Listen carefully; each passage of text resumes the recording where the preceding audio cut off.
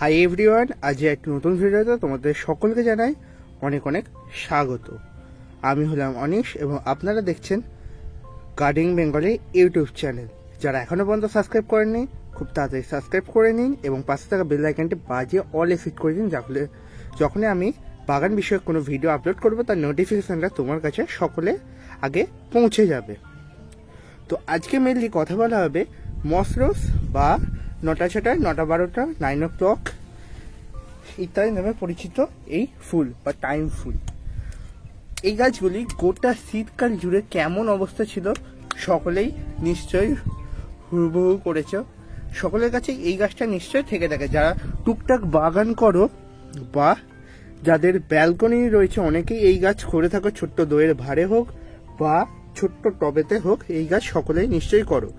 এই গাছটাকে এখন আমাদের খুব সুন্দরভাবে গ্রোথ করিয়ে নিতে হবে এবং ফুল আসার টাইম খুব তাড়াতাড়ি চলে আসছে। এই সময় দাঁড়িয়ে আমরা গাছে কি খাবার দেবো যাতে গাছটা খুব ভালোভাবে আমাদের গোটা সিজনটা ফুল দেবে, এছাড়াও আমরা কি পরিচর্যা করতে পারি যাতে এই গাছগুলি থেকে আমরা ম্যাক্সিমাম ফুলটা নিয়ে আসতে পারি, খুব সুন্দর ফুল হয় এবং থোকা ভ্যারাইটি, সিঙ্গেল, ডাবল, আবার ট্রিপল ভ্যারাইটিও এখন বেরোচ্ছে শুনছি। এরকম অনেক ধরনের ভ্যারাইটি অফ কালার তোমরা পেয়ে যাবে এই গাছগুলিতে। এই গাছগুলি 10 থেকে 15 টাকা এরকম দামে ছোট ছোট গ্রো ব্যাগে যে কালো প্যাকেট হয় সেই প্যাকেটে করে তোমরা কিনতে পারো। এছাড়াও যারা গালি স্ট্রিট ভিজিট করছে তারা জানো ছোট ছোট পটের মধ্যে গাছগুলো অনেক ধরনের কালার, মিনিমাম 18 থেকে 19টা 20 রকম কালার দিয়ে 100 টাকা করে দাম এরকম গাছ বিক্রি হয়। তোমরা সেই গাছ কিনে করতে পারো। তোমার বাগানে যদি এই গাছ একবার তোমরা নিয়ে আসতে পারো তাহলে সেই গাছের কাটিং নিয়ে নিয়ে তোমরা মাল্টিপল গাছ করে নিতে পারো। এছাড়াও তোমার বন্ধুর বাড়িতে যদি এইরকম গাছ থেকে থাকে তুমি সেখান থেকে কাটিং নিয়ে গাছ করতে পারো অনায়াসে। আর এই গাছগুলি হচ্ছে একদম সহজলভ্য এবং লো মেনটেন্যান্স গাছ, তোমরা এরকম ছোট পটের মধ্যে করতে পারো। এই পটগুলো আমি ছোট জায়গায় করছি, গাছগুলি যখন ভালো গ্রোথ নেওয়া স্টার্ট হবে তখন বড় জায়গায় ট্রান্সফার করব। এটা আমি মেনলি পার ইয়ার করে থাকি, তাতে খুব ভালো রেজাল্ট পায়। এবং গাছগুলো ট্রাই করবে একটু ফুল সানলাইট এরিয়ায় রাখার।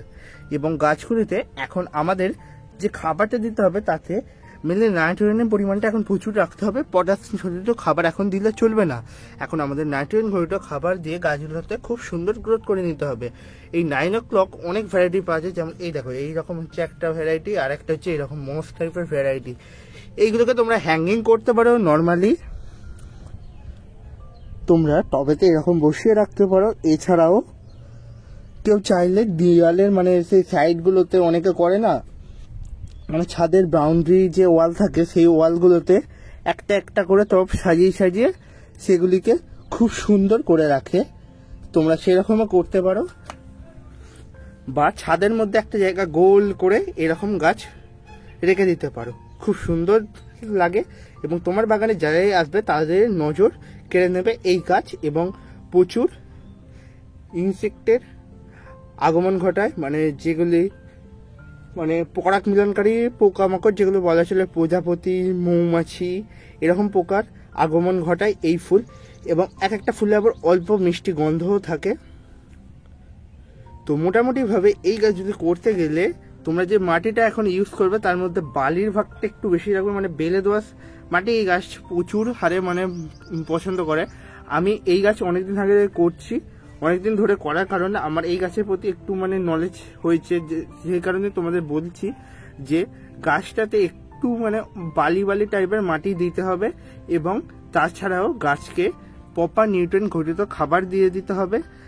মাটি তৈরির সময় তোমরা ট্রাই করবে গোবর সার বা ভার্মি কম্পোস্ট একটু বেশি করেই দেওয়ার, 40% ধরো বালি দিতে, যদি তোমাদের বেলে দোআঁশ মাটি না থাকে 40% বালি, 40% গোবর সার বা কম্পোস্ট আর 20% দেবে নর্মাল মাটি।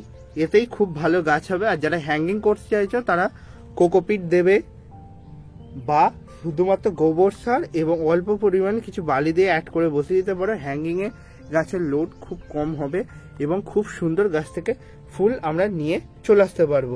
এবার চলো যে কি খাবারটা দেবো সেটা তোমাদের দেখিয়ে দেওয়া যাক। খাবারটা বন্ধুরা, আমরা এখানে যে খাবারটা ইউজ করার কথা বলছি সেটা হচ্ছে নাইট্রোজেন রিচ খাবার। সেহেতু আমরা ফার্স্ট অফ অল জৈব হিসাবে আমি সর্ষের খোলটা সকলের আগে সবাইকে দিতে আমি বলবো। আর এই যে সর্ষের খোলটা, এটা হচ্ছে একদম র সর্ষের খোলের সার, মানে এর সঙ্গে জল কোনো রকম অ্যাড করা নেই। এই সারটা দিয়ে আমাদের এই গাছগুলি এখন ঘুম ভাঙাতে হবে, কারণ এই গাছগুলি এখন ডরমেন্সিতে চলে গিয়েছিল। ঘুম ভাঙানোর জন্য এই সারটা আমাদেরকে এখন প্রত্যেকটা টপ পিছু এক গ্লাস করে দিয়ে দিতে হবে। চলো আমিও গাছে দিয়ে দিই, তোমরা এরকমভাবে গাছে দিয়ে দেবে। অল্প অল্প করেই দিচ্ছি। এইটা দিয়ে দেওয়ার পর এখন এক সপ্তাহ কোনো রকমের জলও দিতে হবে না, কোনো কিছু খাবার দেওয়ার দরকার নেই। এটা মাটিতে অ্যাবজর্ব হবে এবং গাছ এইটা থেকে নিউট্রিয়েন্ট পাবে, এবং দেখবে 1 থেকে 1.5 সপ্তাহের মধ্যে গাছ কীরকম দাঁড়িয়ে গিয়েছে। গাছের পুরো রূপই পাল্টে যাবে। তোমরা যদি এরকম দেখতে চাও, একটা ফটো তুলে আগে রেখে দেওয়া, মানে সার দেওয়ার পূর্বে বিফোর, তারপর সার দেওয়ার পরে আফটার একটা ফটো তোমরা রেখেই দিতে পারো তুলে। তো দেখতে পারো দুটো ফটো পাশাপাশি রেখে কতটা গাছের গ্রোথের হেরফের হয়েছে। তো মেনলি এই সারটা দিয়েই মানে নার্সারিতেও এই গাছ খুব সুন্দরভাবে করে। আর তোমরা যখন এই সারটা দেবে একটু লক্ষ্য রাখবে যে ফাঙ্গাসের যেন সমস্যা না দেখা যায়।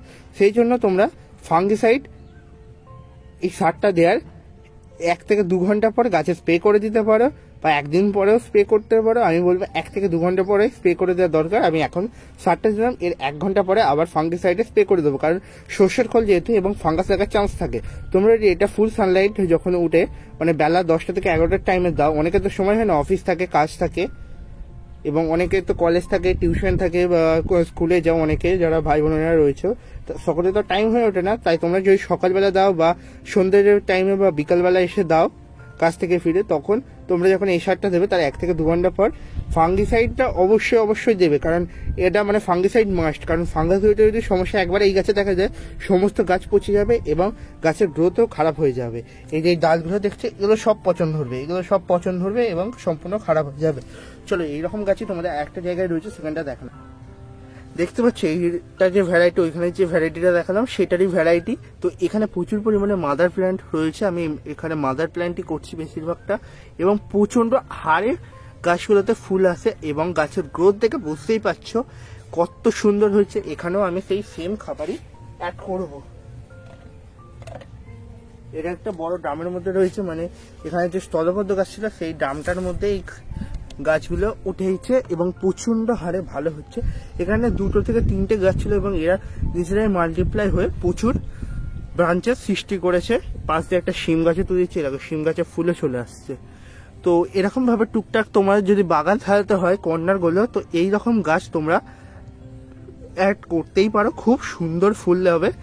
আমার কাছে এই যে কালারগুলো রয়েছে এই গাছগুলোতে, হোয়াইট, পিঙ্ক, ইয়েলো, ব্লু এবং রেড হোয়াইট এরকম মিশ্রণের কালারে অনেক ফুল রয়েছে।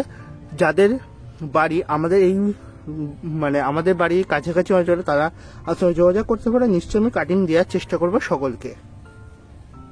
ভিডিওটা এখানেই এন্ড করলাম। যদি ভালো লেগে থাকে অবশ্যই একটা লাইক করে দিও। আর বন্ধুরা, আবারও তোমাদের রিকোয়েস্ট করছি প্লিজ একটা সাবস্ক্রাইব করতে। তোমাদের এই একটা সাবস্ক্রাইব আমাকে অনেক মোটিভেট করে, এবং একটা লাইক অনেক আমাকে মোটিভেট করে। আর কমেন্ট তোমরা কেন করছো না আমি বুঝতে পারছি না। তোমাদের কমেন্টে আমি জানতে চাই তোমাদের কি গাছের সমস্যা রয়েছে, বা তোমরা কি গাছ করছো। এখন তো আমি কিছুই জানতে পারছি না। তো অবশ্যই আমাকে কমেন্টে জানিও তোমরা কি গাছ করছো। আর একটাও লাইক অবশ্যই সকলের থেকে চাই যারা গার্ডেনিং বেঙ্গলি চ্যানেলটিকে সত্যি ভালোবাসে এবং প্রথম থেকে আমার ভিডিও দেখে আসছো। এই দেখো ফুলও চলে আসছে গাছেতে, তো সুন্দর। ভিডিওটা এখানেই এন্ড করলাম।